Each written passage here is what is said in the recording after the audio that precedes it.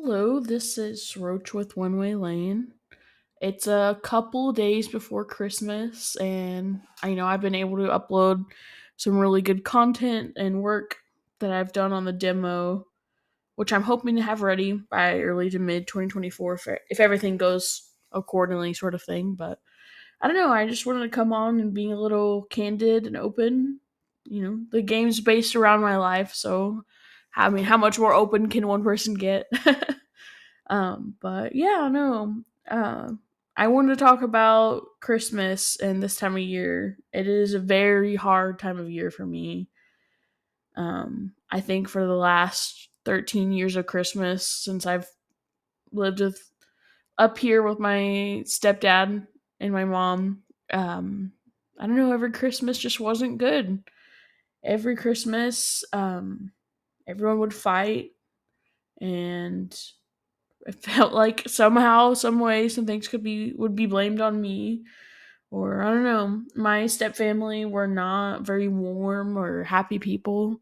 I mean, they would just kind of come there and complain and frown the whole time, which I wasn't used to because my family, before my step family, were always just so happy, and everyone would get together and we'd have these grand meals that my grandmother would prepare, and it was just a great time of the year. But of course, that was cut short when we moved here. We moved here when I was about, I don't know, 7 or 8. But every holiday after that, and I mean every holiday, like Thanksgiving, Easter, Christmas, everything, it was just, I don't know. My mom would get the house all nice for the year, or for the holiday, sorry. My mom would get the house all nice and decorated and clean, and my stepfamily would come over and just act miserable the whole time, and then my parents would fight. And every year, every holiday, it was like a dreading sort of thing because I knew this big fight would come, this big holiday fight would come that comes every year, and they're gonna find a way to blame it on me or take it out on me. I don't know. Every Christmas I would get like some art related thing. You know how like when you're the artist of the family and family members will give you that same old art kit or whatever. I just remember getting in trouble, or like there'd be so much tension from their fights that I would get in trouble and get grounded, and my art supplies would be taken away before I even really got to use them. A lot of my things got taken away when I would get grounded, like video games, art, books, I don't know. A lot of things would get taken away. Anyway, I remember so much of it got taken away that whenever we moved to our new house and left the old house where my parents had to clean out their closet where they kept everything that they took away, there was just like piles and piles of art supplies that have been taken from me every Christmas for one reason or another, because I was just like, as soon as January hit, because they were still fighting because of Christmas and New Year's, I would get in the mix, and they had to ground me and they had to take something, so it would be like that art product that I just got for Christmas that I never got to use. And I swear to God, by the time we moved, they had enough art supplies and toys and things and stuff in their room to like supply a whole school. There was enough of those shitty art cases to supply a whole art class. I know I shouldn't laugh about it. It's really terrible to think about, but I don't know. Um, I just always felt like they were always fighting and I was always in trouble because of it. And I don't know, just a lot around this time of year. It's also kind of the anniversary of when I made an attempt. I don't know how to say this YouTube friendly. I made an attempt on my life in 2021 because of a lot of bad things that happened to me. And a lot more bad things continued to happen to me while I was in the hospital and after. But all of that led me here to making One Way Lane. Like I said, I tried um, to end myself, and I did it in a manner of ODing. I used pills. I took a lot, like 30 grams of this psychiatric medication I kind of had, not stockpiled, but I guess you'd say stockpiled away, and I had this massive seizure that put me in a coma for a few days. And I don't know, I wasn't in a coma that long, but everything around me fell apart. My life fell apart all in those few days. They didn't know, the hospital didn't know if I was alive or not. They thought I might be brain dead. At the time, my boyfriend, but also ex boyfriend at the same time, because he had broken up with me right before all that, was there because he's the one who called the police. I didn't say I was going to do anything. He just kind of had a bad feeling. I'm feel bad to this day that he got mixed up in any of it, and he shouldn't have been mixed up. And I just shouldn't. I don't know. I didn't handle it properly with him, and I don't. I hope that person doesn't think that it's their fault what I did, or they had any hand in that. It was not a great time in life. But he was there, and he didn't tell anyone because I guess I had asked him not to tell anyone. But the nurses didn't know if I was brain dead or not because, like I said, it was a really big seizure and I was in a coma. So he was just taking care of my house and my pets and my keys. And I guess eventually a nurse was like, if that was my daughter in there, I would want to know. Because we don't know if they'll ever get to see her again or blah, blah, blah, blah. Because, like I said, they thought I was brain dead. But I guess, of course, after that, he told my mom. And my mom finally came and saw me and got the keys to my house. I know everyone handles things different and grieves on things differently, but my mom took my keys from him and went to my house, and she just took a lot of things of value. Like, I don't know, it didn't feel good at the time, and I'm not going to argue with her about it now because I just want to have a relationship with my mom of some sort somehow. But she went in and it just felt like she only took things of value.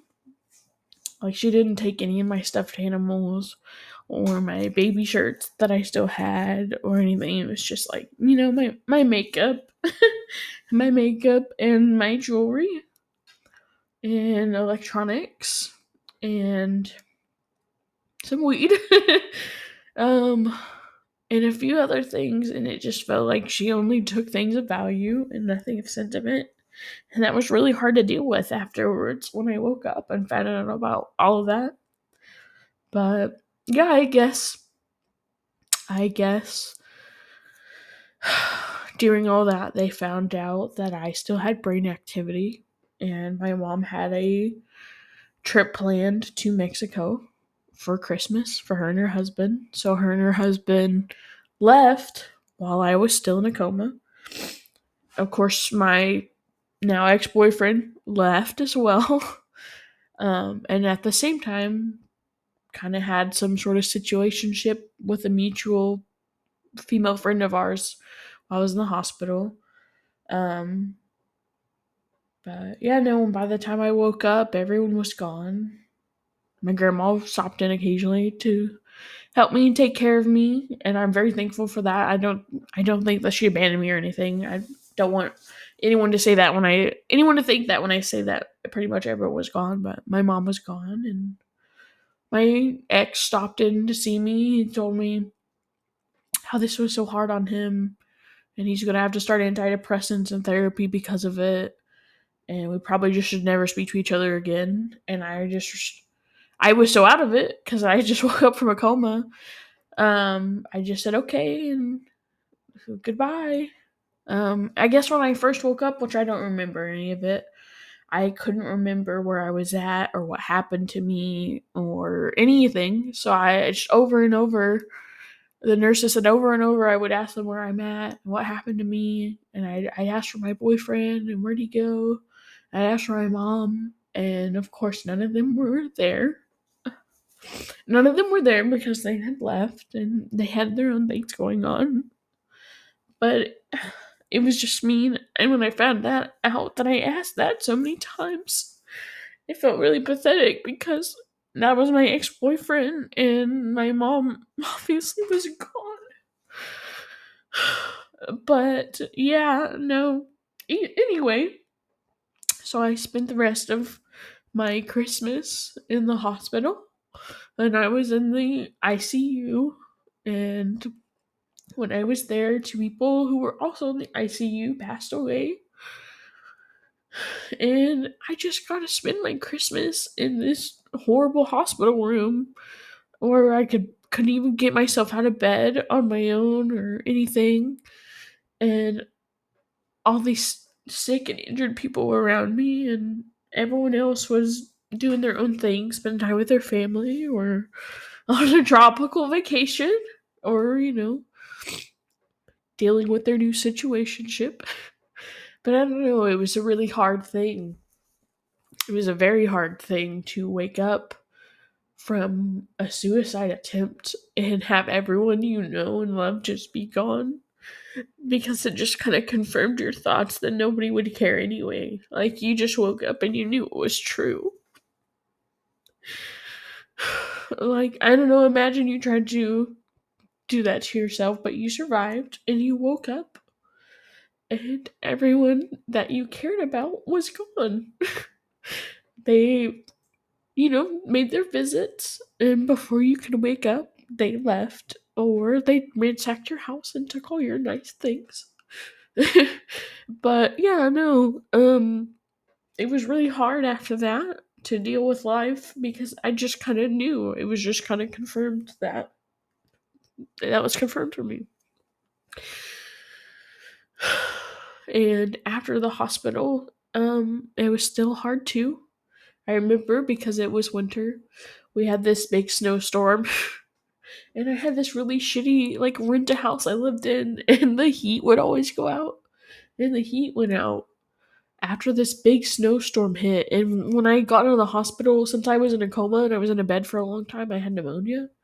And I remember thinking, like, my house was so cold, the windows were freezing over, and I had pneumonia, so I was not doing well. And I just remember thinking, like, did I really survive an attempt on my life just to die alone in the cold from pneumonia because my heat went out in my shitty little house?